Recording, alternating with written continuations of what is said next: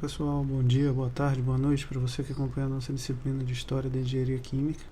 E hoje a gente vai dar sequência naquele material sobre escrita de trabalhos científicos. O nosso foco hoje é comentar um pouco aí sobre a estrutura desses trabalhos científicos, né? Como é que a gente encontra esses trabalhos científicos aí ao longo da internet, entender um pouco de sua relevância geral e diferenciar aí os diferentes tipos de trabalho de científicos que a gente tem. Com base nisso, né, queria iniciar aqui a aula apresentando para vocês um artigo científico que servirá de base e acompanharemos ele aqui, né, utilizaremos ele como exemplo na nossa aula ao longo aí dessas duas próximas aulas, onde a gente vai discutir essa estrutura dos trabalhos científicos, que é esse artigo aqui publicado no ano de 2014, na edição de número 39 da revista International Journal of Hydrogen Energy, entre as páginas 17.969 e 17.984. O artigo é o Comparison of Several Glycerol Reform Methods for Hydrogen and Syngas Production Using Gibbs Energy Minimization, né? Um artigo de autoria minha e do meu orientador de doutorado, professor Reginaldo Girardello, lá da Unicamp. Né? E aqui, nessa parte inicial da nossa conversa sobre esse trabalho, que visava aqui, nesse caso, comparar, né, diferentes tecnologias de valoração da gasificação, né, da transformação termoquímica, ou seja, utilizando calor da molécula glicerol, que é um subproduto da cadeia de produção de biodiesel. Né, a gente substanciou esse artigo aqui dentro da estrutura fundamental, tá, que é uma estrutura base aí utilizada na publicação de trabalhos científicos. É essa estrutura que eu quero apresentar aqui de forma muito breve inicialmente para vocês. O que seria essa estrutura fundamental? Tudo se inicia aqui no resumo. A gente vai discutir na nossa próxima aula sobre o tema quais estruturas compõem um bom resumo, o que deve conter aqui de informações, tá? Depois a gente tem uma introdução dentro do trabalho para apresentar aí alguns conceitos. A gente também vai discutir melhor o que deve conter em uma introdução aos nossos próximos encontros. Uma metodologia, tá? Onde a gente descreve aí como esse trabalho foi feito, a parte de resultados de discussão, né, que apresenta aí o que foi encontrado quando esse trabalho foi construído. A gente vai discutir melhor como é que isso foi encontrado. Na primeira parte a gente já falou bastante sobre as estruturas de gráficos, tabelas, figuras, equações, que são formas de apresentar aí aquilo que foi encontrado pelo seu trabalho. Temos ainda uma conclusão que apresenta um resumo geral aí do que foi desenvolvido no trabalho, uma parte aqui dedicada a agradecimentos e uma parte dedicada à apresentação das referências utilizadas na construção, né, desse trabalho científico. Agora que a gente já viu a estrutura base, né, vamos passar aí a conversar um pouco melhor sobre o que é efetivamente um artigo científico e como a gente vai, né, entender essas partes da estrutura desse tipo de trabalho, né, dos trabalhos científicos como um todo. Para começar a nossa aula, eu queria comentar com vocês sobre a relevância da publicação de trabalhos científicos. Publicar trabalhos científicos é extremamente importante para a vida acadêmica, pois textos científicos vão ser construídos em diferentes etapas da vida universitária de vocês. Vocês podem precisar desenvolver textos científicos como parte do requisito de disciplinas, como, por exemplo, executando relatórios técnicos nas disciplinas de laboratório. Vocês podem precisar comunicar, né, ali informações cruciais em relatórios finais de projetos, como, por exemplo, ao desenvolver um projeto de iniciação científica dentro da universidade. E, por fim, vocês podem, né, publicar um trabalho científico efetivamente, seja ele em uma revista científica ou em um congresso da sua área. Dentro dessa nossa conversa de hoje, eu quero discutir com vocês alguns pontos importantes, tá? E o nosso ponto focal de discussão hoje vão ser os artigos científicos, mas aqui é importante salientar, né, que iremos discutir a estrutura fundamental de um artigo científico, vamos tomar um artigo aí como base para a nossa discussão, mas essa estrutura e a composição estrutural, né, o que compõe cada uma das partes desse texto, é comum tanto a artigos quanto a relatórios, como com trabalhos de conclusão aí de curso, por exemplo. O primeiro aspecto que eu queria comentar com vocês nesse diálogo é onde a gente vai divulgar esses trabalhos científicos, tá? Existem sites que veiculam as informações acadêmicas. Vamos conversar um pouco sobre os sites mais comuns para esse tipo de veiculação de informação. O primeiro site de veiculação de informação acadêmica que eu vou comentar com vocês é o próprio Google Acadêmico. Aqui no Google Acadêmico vocês vão encontrar disponibilizados, né, um campo de busca, e existem dois outros campos aqui que são extremamente interessantes, que são o meu perfil e a minha biblioteca. No meu perfil você pode cadastrar os seus artigos científicos e acompanhar as citações dos seus artigos científicos de forma online. E na minha biblioteca vocês conseguem aí salvar obras e publicações que tenham sido pesquisadas, né, durante o seu roteiro de busca, para que você faça consultas a elas posteriormente. Isso ajuda, por exemplo, a construção lá das referências bibliográficas que a gente vai falar daqui a pouco, de um artigo, de um trabalho acadêmico no geral. Então são estruturas muito importantes. Em relação à busca, como é que funciona? Aqui você pode digitar, tanto em inglês quanto em português, a palavra-chave de busca que você deseja encontrar. Por exemplo, o artigo base que a gente está tomando aí para a nossa disciplina é um artigo sobre a gasificação do glicerol. Então deixe-me pesquisar sobre o que temos aqui de gasificação do glicerol. E aqui a gente encontra os diferentes artigos relacionados aí com essa reação que eu acabei de pesquisar. É basicamente assim que a gente constrói aí, né, esse tipo de informação usando o Google Acadêmico. Outro site relevante que a gente tem aí, importante, né, é o site do Cielo Brasil.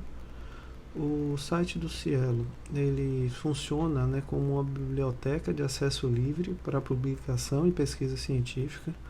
Nem todo mundo sabe disso, mas o Cielo, ele é um site acadêmico aí, né, dedicado à comunidade acadêmica, que tem DNA 100% nacional.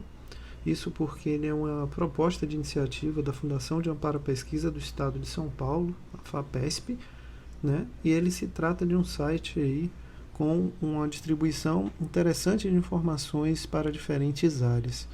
Dentro da área de engenharia química, aqui fica sitiado, por exemplo, o Brazilian Journal of Chemical Engineering, que é o principal artigo nacional, ou a principal revista, né, me desculpe, de publicação de artigos relacionados à área de engenharia química aqui do Brasil.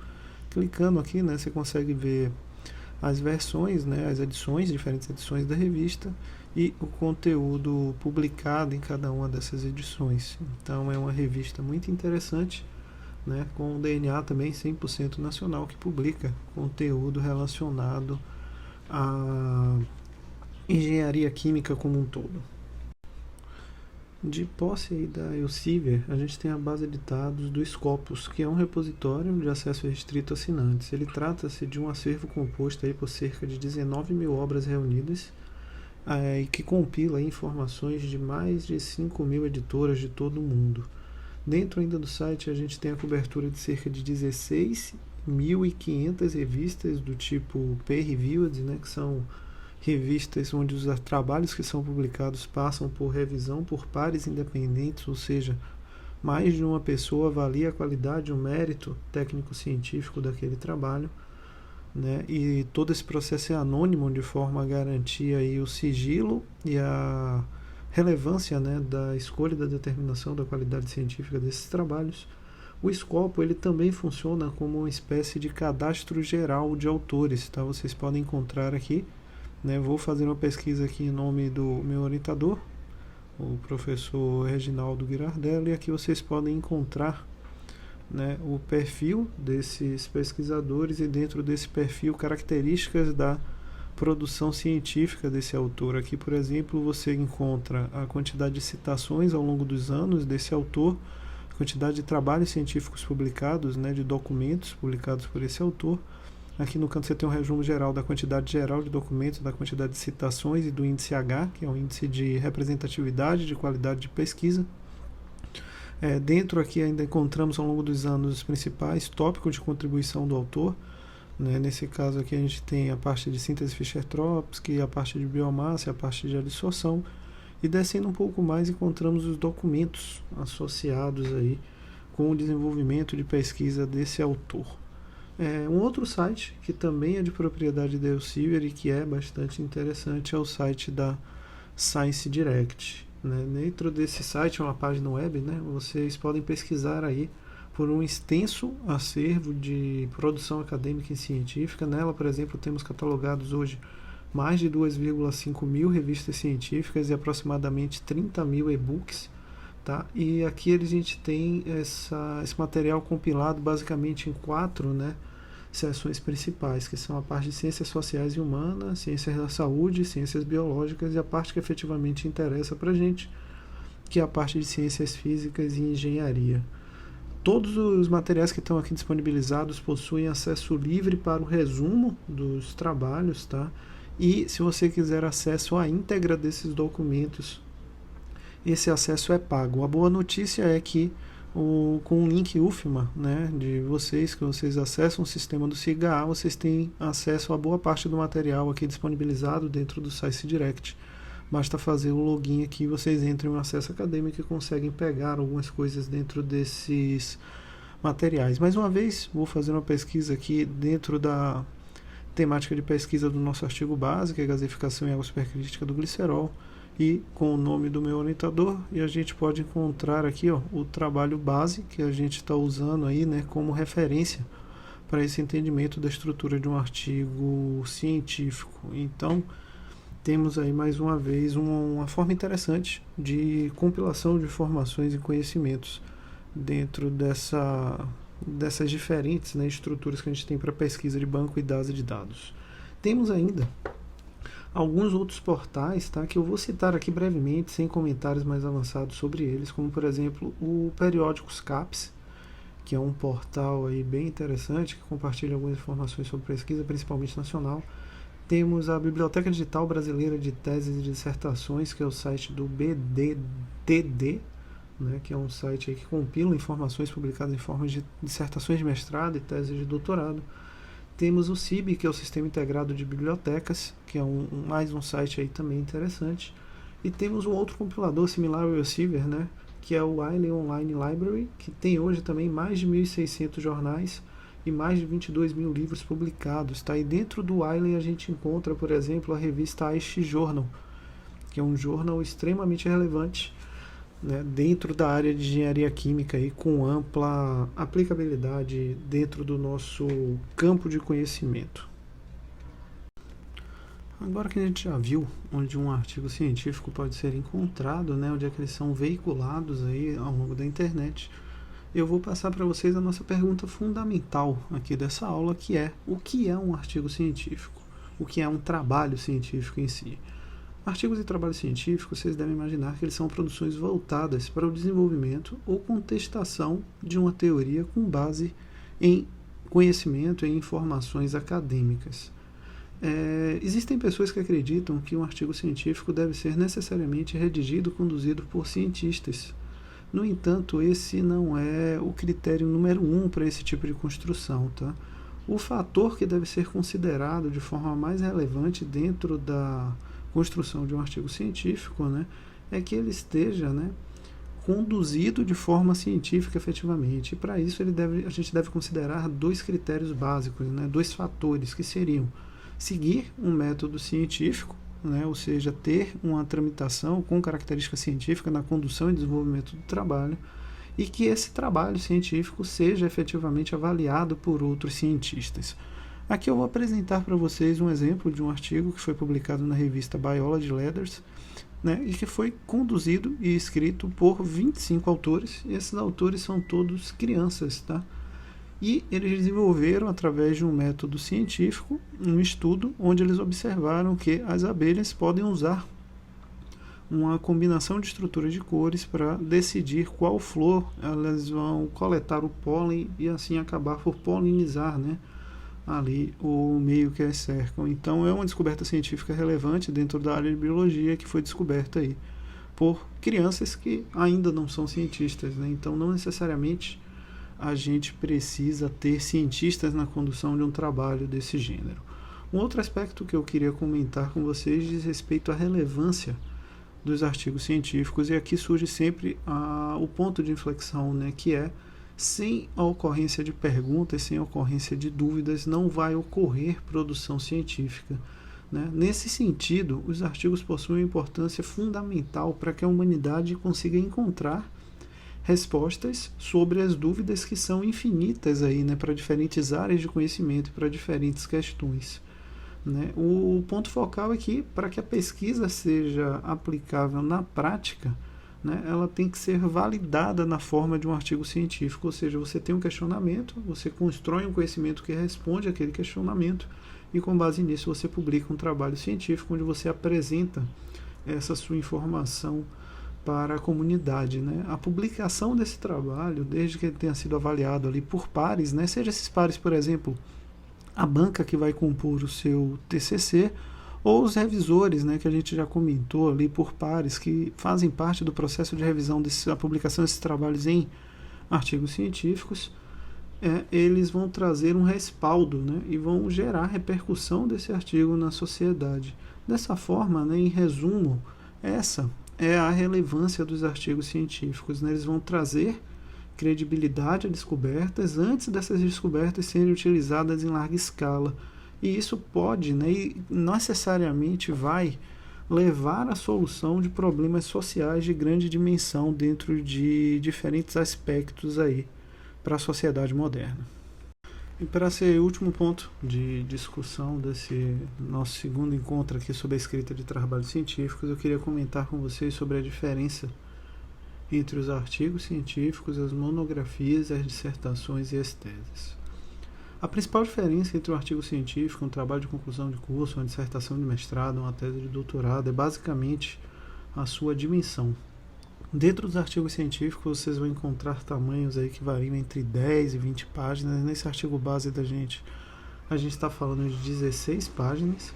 Se a gente passar aqui para uma monografia, que eu estou usando como exemplo, uma monografia aqui do curso de Engenharia Química da UFMA, desenvolvida pelo discente Bruno de Aguiar Pinheiro, orientada por mim, onde ele estudou aí a eficiência de gasificação e da produção de gás na reação de gasificação com água supercrítica do glicerol, uma dissertação defendida em 2019, né, uma monografia defendida em 2019, e ela possui aí 47 páginas. Esse normalmente é o tamanho padrão das monografias, tá? Elas variam ali entre 40, 50, 80 páginas.